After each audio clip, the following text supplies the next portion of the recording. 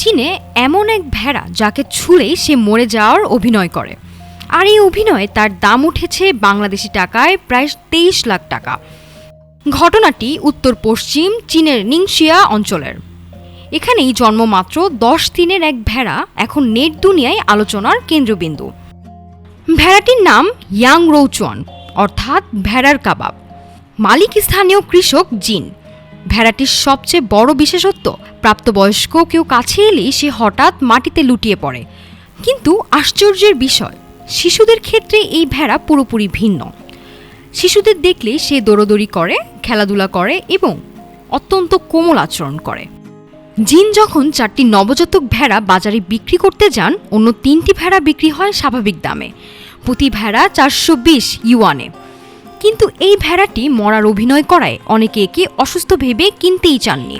পরবর্তীতে ভেড়ার ভিডিও সামাজিক যোগাযোগ মাধ্যমে ছড়িয়ে পড়লে ডোভিন ও কুয়াশাউতে ভিডিওটি পায় 1 কোটিরও বেশি ভিউ এবং জুটে যায় 12,000-এর বেশি ফলোয়ার। নেটিজেনরা ভেড়াটিকে আখ্যা দিয়েছে ভেড়া জগতের অস্কার জয়ী অভিনেতা হিসেবেও। এই অভিনয়শীল ভেড়ার দাম উঠেছে 1,30,000 ইউয়ান, বাংলাদেশি টাকায় প্রায় 23 লাখ টাকা।